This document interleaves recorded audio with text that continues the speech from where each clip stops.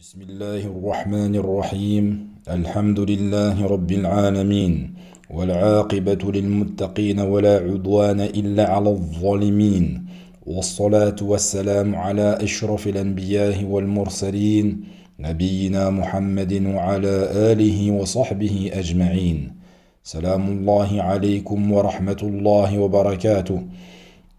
Bienvenue à vous dans cette 26e leçon et toujours dans cette 4e partie de Tawhid, le Tawhid al-Mutaba'a, dont Shir al-Wasabi rahimahullah nous donne un autre verset, une autre preuve quant à l'obligation des croyants de suivre le prophète sallallahu alayhi wa sallam.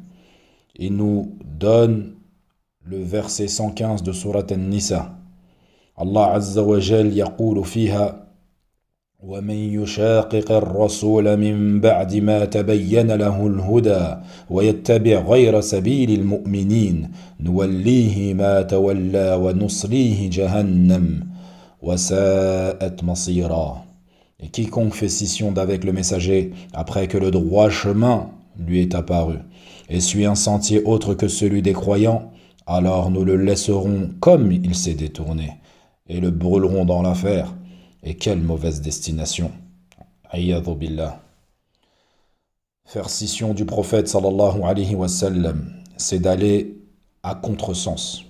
An-Nabi sallallahu alayhi wa sallam nous enseigne une chose et ses serviteurs en font l'inverse. An-Nabi sallallahu alayhi wa sallam nous a ordonné des actions, des paroles. Et tu vois certains serviteurs, certains croyants qui font le contraire, l'inverse de ce que le prophète sallallahu alayhi wa sallam a ordonné ou recommandé. Ils font donc scission d'avec le prophète. Ils se séparent du prophète. Et cette scission que ces serviteurs font, ils ne la font pas par ignorance, mais ils la font bien après que le droit chemin, la vérité, leur fut apparu. Donc ils le font al-bayyina, avec clairvoyance. Ce n'est pas une erreur commise ou un oubli de leur part. C'est volontaire. Et en plus à cela, ils suivent un sentier, une voie, une direction autre que celle des croyants. Qui sont les croyants mentionnés ici? Ils ne sont autres que les compagnons du prophète sallallahu alayhi wa sallam, car le Coran a été révélé à leur époque sur les compagnons du prophète sallallahu alayhi wa sallam. Donc ce verset nous montre l'obligation de suivre la voie des compagnons du prophète salawatullahi wa salamun alayhi. Le fait de suivre les salafs, le fait de suivre les pieux prédécesseurs de cette communauté. Et dans ce verset, Allah Azza wa Jal nous apporte cette précision, qu'il ne fut pas seulement recommandé et ordonné de suivre le prophète sallallahu alayhi wa sallam, mais bien plus encore, de suivre la manière dont ont suivi les compagnons du prophète sallallahu alayhi wa sallam, le prophète lui-même, salawatullahi wa salamun alayhi. Et cela répond à toute personne qui viendrait nous dire « Moi, je me contente de suivre le Coran et la sunna du prophète. » Sallallahu alayhi wa sallam. Je ne regarde pas la manière dont ont pratiqué l'islam les compagnons, car eux l'ont pratiqué à une époque, alors que nous, aujourd'hui, nous sommes dans une autre époque, dans une autre ère.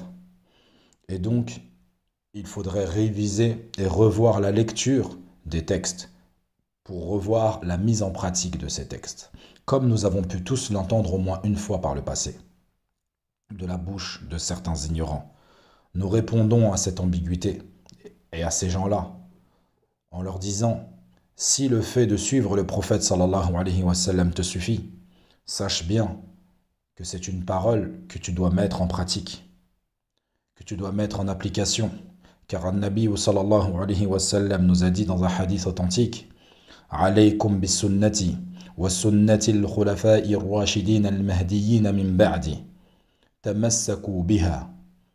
Je vous enjoins de suivre ma sunna et la sunna des califes bien guidés. Les califes bien guidés qui sont Abu Bakr, wa Omar, wa Uthman, wa Ali, radiyallahu anhum ajma'in. De suivre la sunna des califes bien guidés après lui et de vous y cramponner fermement. Ceci est une parole de notre prophète à tous, salawatullahi wa salamun alayhi. Donc si la parole et les actions du prophète sallallahu alayhi wa sallam te suffisent, voilà ce qu'il t'ordonne, voilà ce qu'il t'a ordonné. Contente-toi de cela. Mets en pratique les ordres de notre prophète bien-aimé, sallallahu alayhi wa sallam.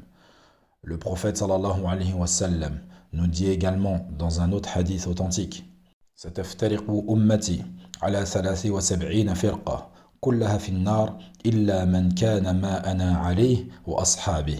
Il nous dit sallallahu alayhi wa sallam: ma communauté va se diviser en 73 groupes. Toutes iront en enfer, excepté celle qui est sur quoi moi je suis et mes compagnons. Donc voilà les ordres de notre prophète, bien-aimé sallallahu alayhi wa sallam. Et ceci me fait penser au Qur'aniyoun, qui est une secte parmi les sectes de l'islam, qui prétendent ne suivre que le Qur'an, mais ne pas vouloir revenir à la sunna du prophète sallallahu alayhi wa sallam. Alors que Allah Azza wa Jal dans son Qur'an, à plusieurs reprises, nous ordonne de suivre le prophète sallallahu alayhi wa sallam, et ce, explicitement. Mais ces gens-là, les Qur'aniyoun, sont en pleine contradiction avec eux-mêmes, Allahu Akbar. Car si véritablement ils ne prenaient que du Qur'an, qu'ils sachent que le Qur'an a explicitement ordonné de prendre le prophète sallallahu alayhi wa sallam et la sunna du prophète sallallahu alayhi wa sallam comme exemple. Et ils ne sauraient comment prier, car dans le Qur'an, il n'est pas mentionné comment nous devons prier et à quelle heure nous devons prier. Mais c'est bien dans la sunna du prophète sallallahu alayhi wa sallam que cela est mentionné. Quant aux preuves qui nous montrent que nous devons suivre le prophète, nous en avons déjà parlé dans les cours précédents. Arrêtons-nous un instant sur le hadith que j'ai mentionné précédemment.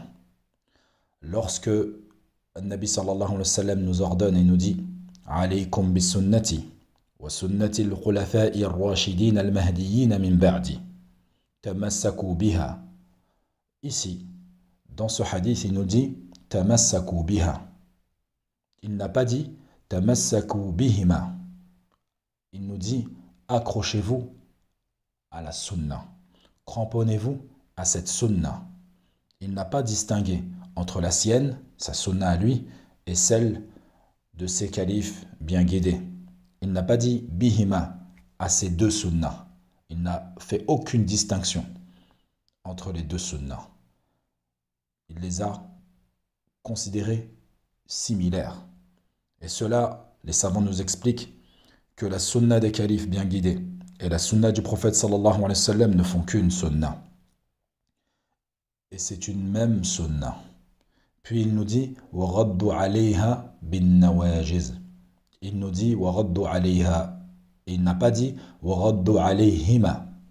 Ceci nous montre également que la sunna des califes fait partie de la sunna du prophète lui-même sallallahu alayhi wa sallam. Cheikh Al-Wasabi rahimahullah nous dit: et c'est cela le sens de l'attestation Ashhadu anna Muhammadan Rasulullah.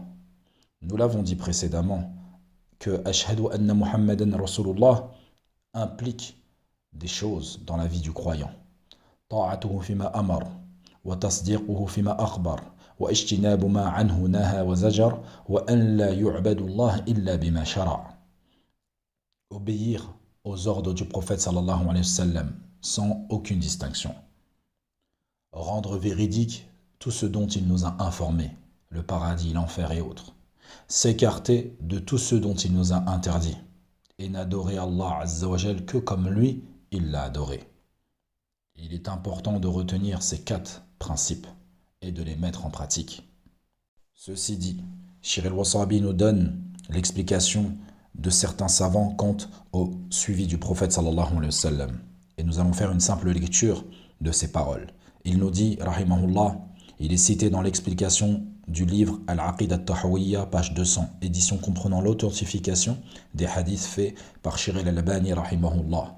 Ce qui est obligatoire est de s'en remettre totalement au prophète sallallahu alayhi wa sallam et de se soumettre à ses ordres, ainsi qu'accepter et considérer véridique ce dont il nous a informés, sans s'y opposer avec une fausse considération que l'on nommait ma'qoul, c'est-à-dire les choses que la raison accepte, ou en y mettant des soupçons et des doutes, ou en privilégiant les avis des gens et ce qu'il y a dans le contenu restreint de leur cerveau.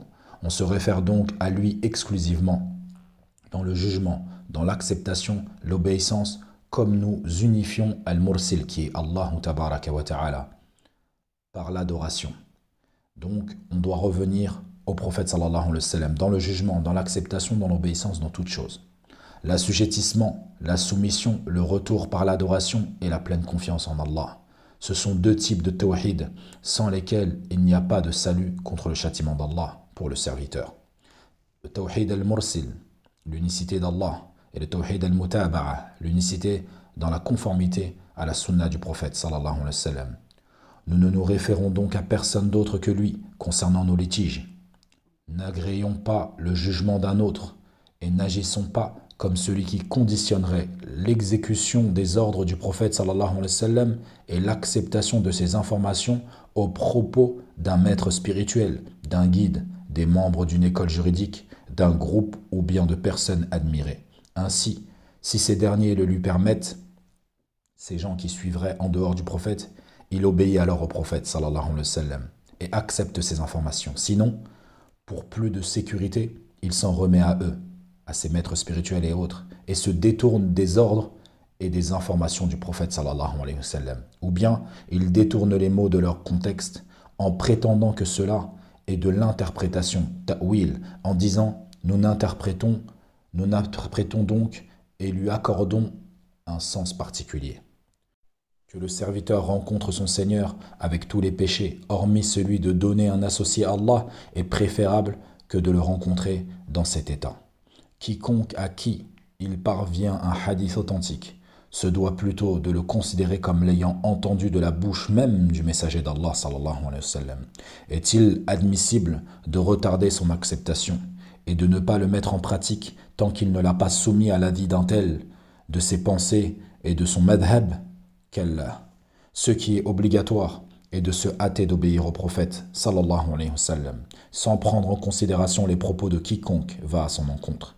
Et il n'est pas permis de mettre en doute sa parole si jamais l'avis d'un tel ou d'une telle personne la contredit. Ce sont plutôt leurs avis qui doivent poser problème. Il n'est pas permis non plus de s'opposer à ces textes par des analogies. Il faut au contraire en faire peu. On se doit d'accepter ces textes sans les détourner de leur sens réel, sous prétexte d'une fausse considération qu'ils nomment ma'qoul, yani déduction rationnelle, alors qu'il s'agit plutôt d'une déduction teintée d'ignorance et très loin de la vérité. On ne doit donc pas conditionner l'acceptation des propos du prophète sallallahu alayhi wa sallam à l'avis d'une quelconque personne, qui qu'elle soit. Fin de citation. Je dis, c'est-à-dire Shir al-Wasabi, cette catégorie de tawhid, tawhid al-mutaba'a, l'unicité dans la conformité à la sunna du prophète sallallahu alayhi wa sallam, dérange. Elle dérange qui? Elle dérange les innovateurs et les adeptes de l'esprit de parti sous toutes ses formes et tous ses aspects. Seuls s'en réjouissent les gens de la vérité, qui sont Ahl Sunnati wal Jama'a.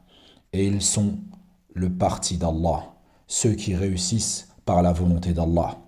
Quant aux innovateurs et aux adeptes des passions, cette partie du tawhid les trouble et les embarrasse. Et de quelle façon?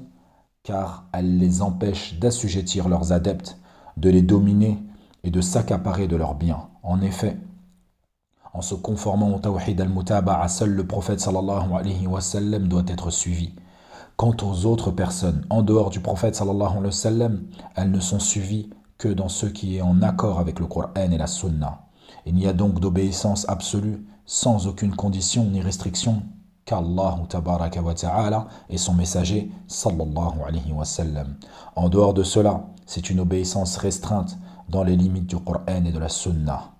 Puis Shir al-Wasabi rahimahullah va nous mettre en avant l'avis de 7 savants qui ont fait l'éloge de son livre Al-Qawl al-Mufid fi Adillati Tawhid, le livre qu'on étudie actuellement. نسأل الله تبارك وتعالى أن يعلمنا ما ينفعنا وأن يزيد لنا علما وصلى الله وسلم على نبينا محمد وعلى آله وصحبه أجمعين.